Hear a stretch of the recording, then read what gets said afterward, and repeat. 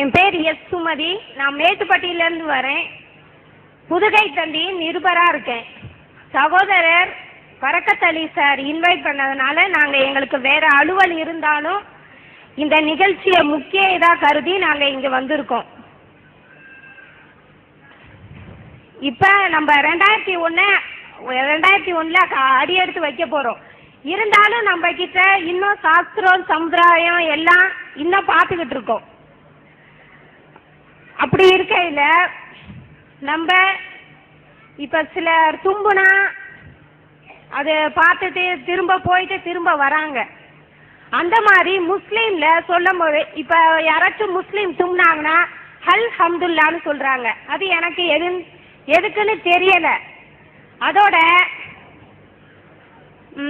நீங்கள் சொன்னீங்க ஏதாச்சும் டவுட் இருந்தால் கிளியர் பண்ணிக்கலான்னு. இப்போ ஜாதியை ஒழிச்சிட்டேன்னு சொல்கிறீங்க. ஆனால் உங்கள் இதில் நிறைய பிரிவினெல்லாம் இருக்குது. அது எப்படி தொழில் அடிப்படையிலையா இல்லை இன அடிப்படையிலையா, அது எப்படின்னு எனக்கு கொஞ்சம் நீங்கள் விளக்கணும். சரி, அதாவது இந்த சாஸ்திரம் சம்பிரதாயம் இதெல்லாம் எல்லா சமுதாயத்திலும் இருக்குது. இஸ்லாத்தில் இருக்குதான்னு உங்களுடைய கேள்வி. இருக்குதுன்னு அவங்க நினைக்கிறாங்க. ஏன்னா தும்மல் போட்ட உடனே அல்ஹம்துலில்லாஹ்னு சொல்லுவாங்க. அப்போ என்னமோ உங்கள்கிட்டையும் ஒரு சாஸ்திர சம்பிரதாயம் இருக்குது அப்படிங்கிற அடிப்படையில் கேட்குறாங்க.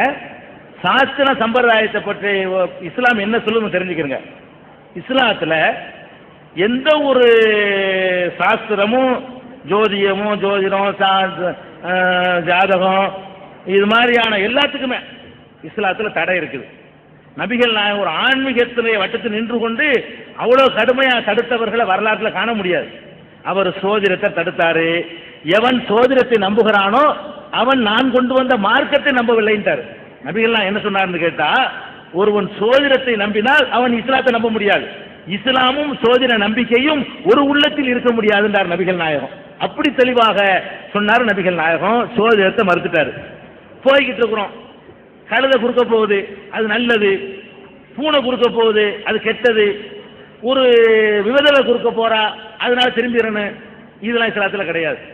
எந்த ஒரு காரியத்தையும் முன்னாடி என்ன வருதுன்னு பார்த்து கொண்டு அதன் அடிப்படையில் நம்ம முடிவெடுப்பதை நபிகள் நாயகம் கண்டிச்சுட்டாங்க. லா அதுவா ஒலா தீயரத்துனா சகுனம்னு சொல்றது. சகுனம் என்பது அறவே இல்லை இந்த மார்க்கத்தில். நீங்க ஒரு காரியத்துக்காக போறீங்க, எதிர்க்க விதவை வந்தாலும் போய்கிட்டே இருக்க வேண்டியதான், எதிர்க்க பூனை வந்தாலும் போய்கிட்டே இருக்க வேண்டியதான், எதிர்க்க நாய் வந்தாலும் போய்கிட்டே இருக்க வேண்டியதான். அப்போ உங்கள் ஒரு காரியத்திற்கு முடிவெடுத்து நீங்கள் போய்கொண்டிருக்கும் பொழுது எந்த ஒரு காரியமும் உங்களுடைய அந்த பயணத்தை தடுத்து நிறுத்துமையானால் நீங்க இஸ்லாமிய வட்டத்தில் உள்ளவர் இல்லை நபிகள் நாயகன் சொன்னார். அதனால ஜாதகத்துக்கு அனுமதி கிடையாது, சோதிடத்துக்கு அனுமதி கிடையாது, நல்ல நாள் கெட்ட நாள் பார்க்கறதுக்கு அனுமதி கிடையாது. இப்படிப்பட்ட ஒரு மார்க்கம் இஸ்லாம். அதனால அறவே கிடையாது. இந்த தும்மல் போடும்போது அல்ஹம்துலில்லாஹ்ங்கறாங்கல்ல, அது சாதகத்தில் உள்ளது இல்லை, சோதிடத்தில் உள்ளது இல்லை. அல்ஹம்துலில்லாஹ்னு சொன்னா எல்லா புகழும் இறைவனுக்கு அப்படின்னு அர்த்தம். அல்ஹம்துலில்லாஹ்னா எல்லா புகழும் இறைவனுக்கு அப்படிங்கிற பொருள். இந்த தும்மல் போடக்கூடிய நேரத்தில் ஒரு தும்மல் 2 தும்மல் வரைக்கும் இருந்தால் அவன் ஒரு ஆரோக்கியமா இருக்கிறான் என்பதற்கான ஒரு எடுத்துக்காட்டு. 3 தும்மல் போட்டு விட்டால் நீங்கள் அதை சொல்லாதீங்கன்றாங்க நபிகள் நாயகம். அது ஜலதோஷத்துக்கான அறிகுறின்ட்டாங்க. ஒரு தும்மல் போட்டான்னு சொன்னா எல்லா புகழும் இறைவனுக்கு, இவர் நல்லா இருக்கிறாரு. அதாவது இறைவனுக்குன்னு சொல்ற காரணம் என்னன்னு கேட்டா இவர் நல்ல ஆரோக்கியமா இருக்கிறாரு. 2 தும்மல் போட்டாரா எல்லா புகழும் இறைவனுக்கு அப்படின்னு சொல்லுங்க. 3வது போட்டாரையானால் அதுக்கு சொல்லாதீங்க, ஏன்னா அவர் ஜலதோஷமா இருக்கிறாரு. அதிகமான தும்மல் 2க்கு மேல தும்மல் அதிகமாகும் ஒரு டைம்ல கண்டினியூவா வரும் பொழுது அது நோய்க்கான அறிகுறி. 1-2ஓட நின்றுச்சுன்னு சொன்னா அது ஆரோக்கியத்திற்கான அறிகுறி என்ற அடிப்படையில் ஜாதகம் ஒன்றும் கிடையாது.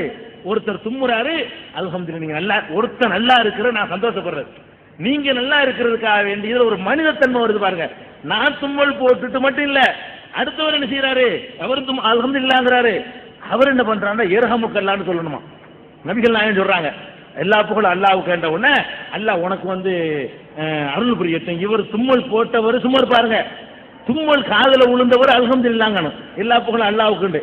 இவர் என்ன செய்யணும், உனக்கு அல்லாஹ் அருள் புரியட்டும், உனக்கும் கடவுளுக்கு அருள் புரியட்டும் இவர் திருப்பி சொல்லணுமா. இப்படி ஒரு மனுஷன் இன்னொரு மனுஷனுடைய ஆரோக்கியத்தில் மகிழ்ச்சி அடையக்கூடிய ஒரு தன்மைக்கு உள்ள வாசகமே தவிர அது ஜோதிடம் ஜாதகத்தில் வரவே வராது. அதை இஸ்லாம் கடுமையா தடுத்திருக்குங்கிற விளங்கி